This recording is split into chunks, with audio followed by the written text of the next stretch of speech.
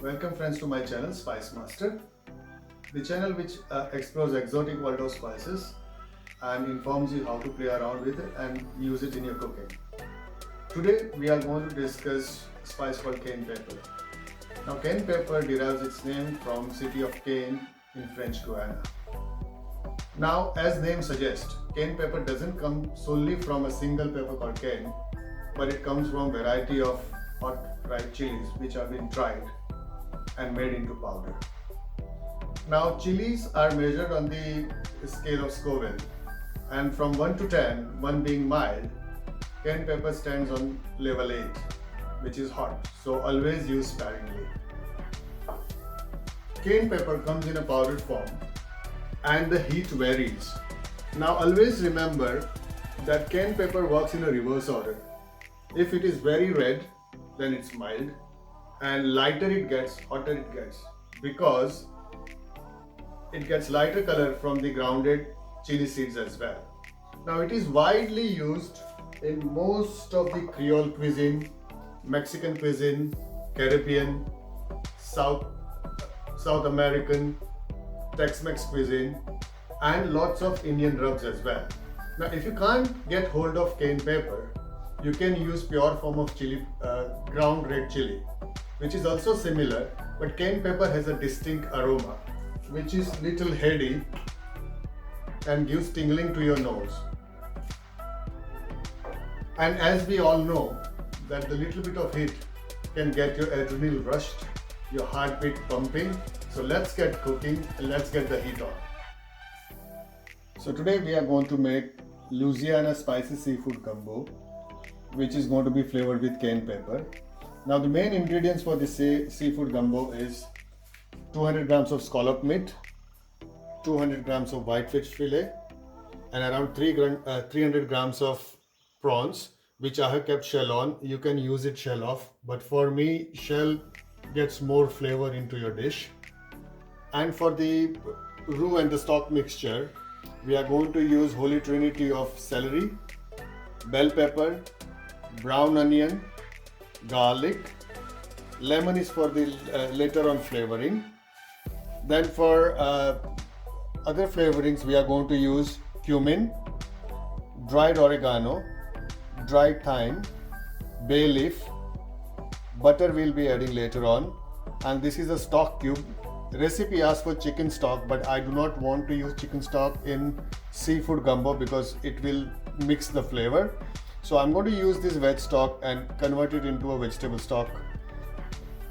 Then I'm going to use paprika, ground black pepper later on to flavor it, salt for taste, olive oil and all-purpose flour to make roux. The base of this gumbo is roux, and this roux is going to, it's a labor of love. It's going to take time. It takes at least 30 minutes, but it imparts a beautiful flavor to the dish. Okay friends, so we will start with the main function of this dish, which is to make roux. And as I had explained before, it's a labor of love. So I'm going to use 60 ml of olive oil in a heavy base saucepan. You can see it's a wide heavy base pan. I've taken around 60 ml of olive oil. And you can see now I have fine chopped my onion, celery, peppers, I've whacked my garlic. So oil is little heated. Now I'm going to use flour, 30 grams of flour on a low flame. It has to be on a low medium flame because we don't want flour to get burnt immediately. We want it to caramelize in a very slow manner, and you will come to know when it gets color of a milk chocolate. That color we are looking for. So once you add the flour, constantly keep on stirring it and make sure that there are no lumps remaining in it.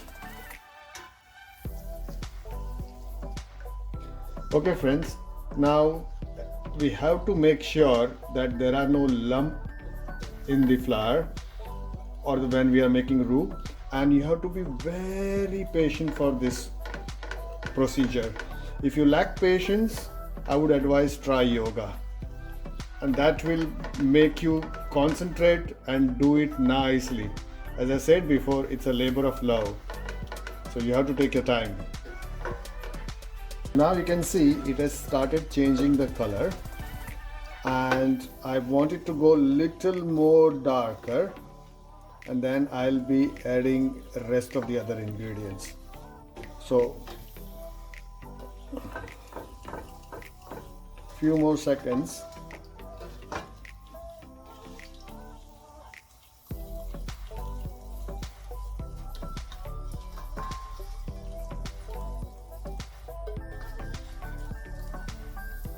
I think I got the desired color of a milk chocolate, what they call it as. Now I'm going to add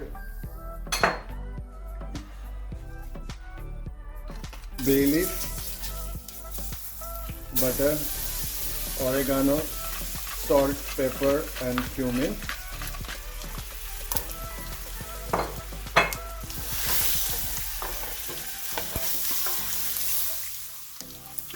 It has got lovely aroma.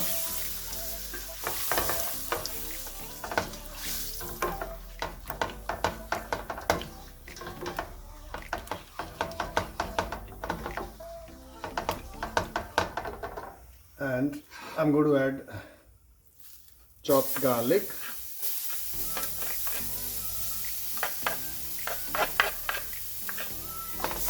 a few seconds.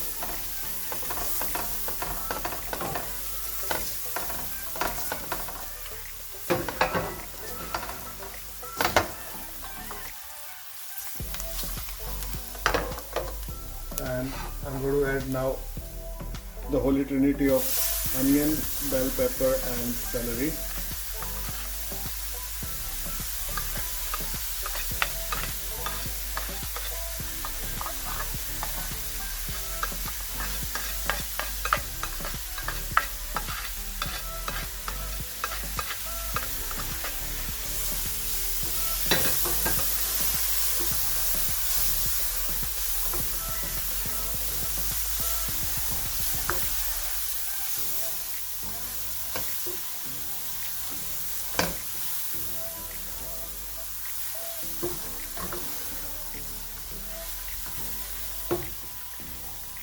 Yeah, look at that beautiful earthy color, which is chocolatey brownish kind of a thing, and the aromats from the pepper and celery and onion is oozing out nicely.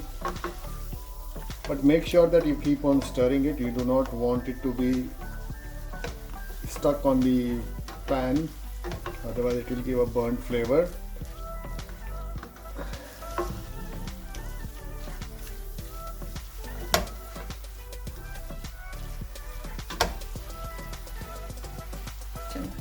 Now you can see it has started coming together. It is getting dense. Now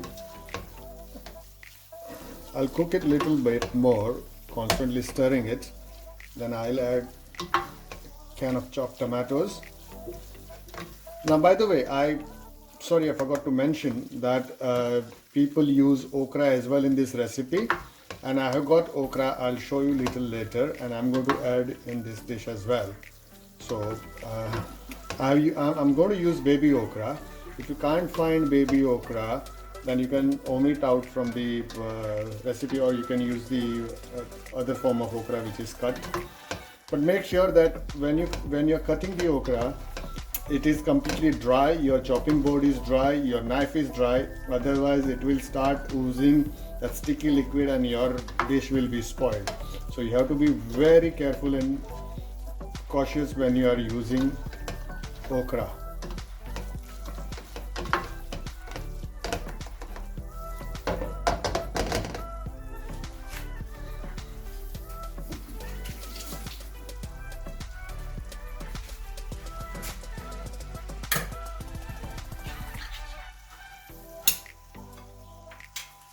Now I am adding chopped tomato can of chopped tomato.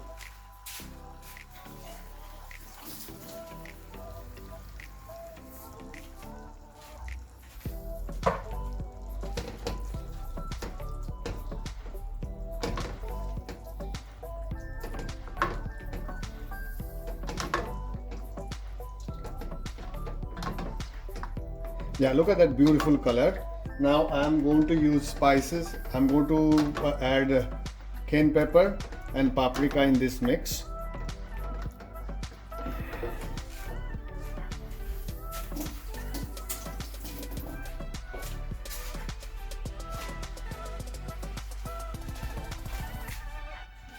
So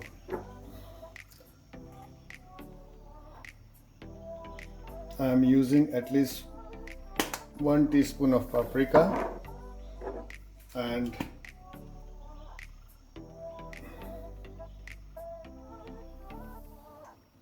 one and a half teaspoon of cayenne pepper. Now I'm going to mix it.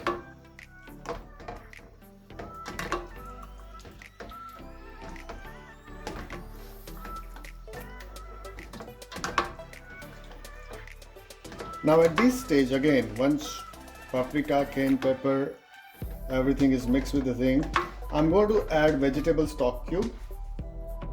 You can use it two way.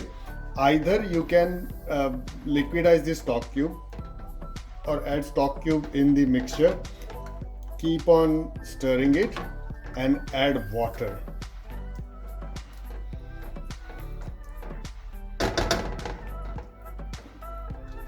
So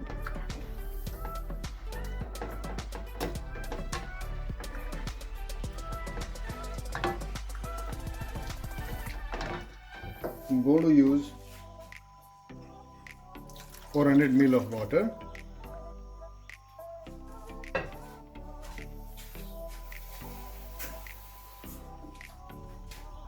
So it's approximately 400 ml of water, and I'm going to let this cook for at least half an hour. Now friends, I'm going to add okra. Now this is okra, or some people call it as lady's finger. Now you can see little ice crystals because I had prepared it and kept it frozen. I'd advise you before that it has to be dried, but if you have frozen it after preparing, then it should go straight into the pan so it doesn't leave any mushy thing. So I'm going to add this okra immediately into the our gumbo sauce, and I'm going to let it cook at least for 15-20 minutes.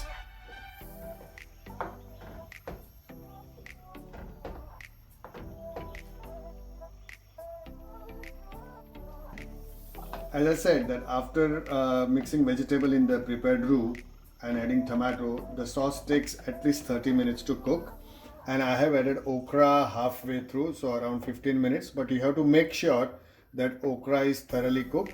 So I have mixed sauce, okra together. I'm going to put a lid on, and I'm going to let it simmer for at least 15 minutes, 15 to 20 minutes, and I'm going to recheck again because I need okra to be remaining crunchy but same time to be cooked. Now it's nearly 15 minutes. I'm opening it, and okra is almost done as well. Now I'm going to add last bit of our gumbo ingredient, that is fish,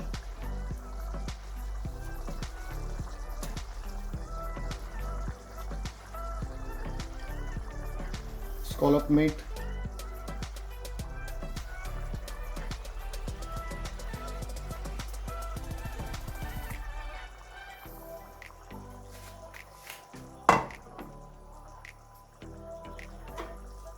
and prawns.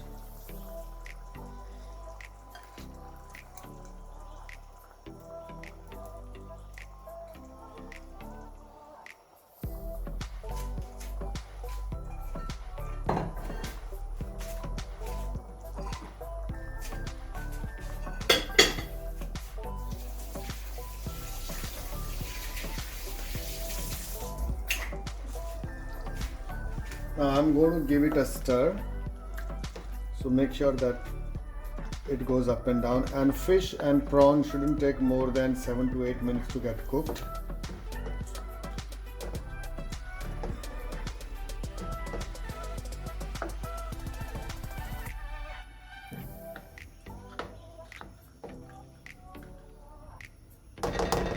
I'm going to put the lid on again, and we are going to wait for 7 to 8 minutes. Then I'm going to recheck again, and in between I disappear to wash my hands, because it is necessary and hygienic whenever you are handling food and other surfaces. Do not mix it together, that's my advice. Now it's around 8 minutes and prawns are cooked, scallops are nicely cooked, fish is cooked as well. So I'm going to finally check the seasoning.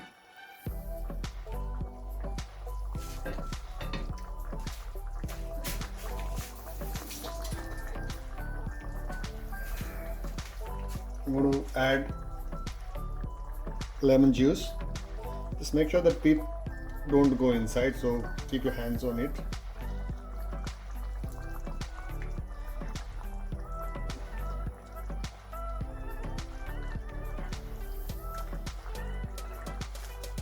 I'm going to add chopped parsley.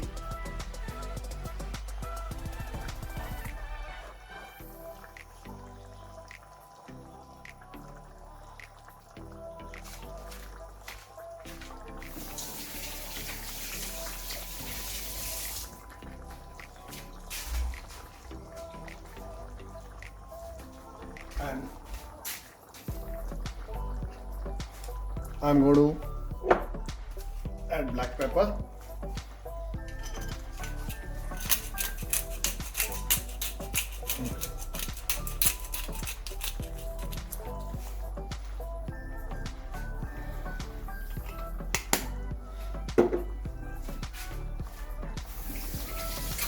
Our gumbo is ready. Now I'm going to serve it with a white rice. I made a nice well in the center of the rice, so the sauce can be contained into it.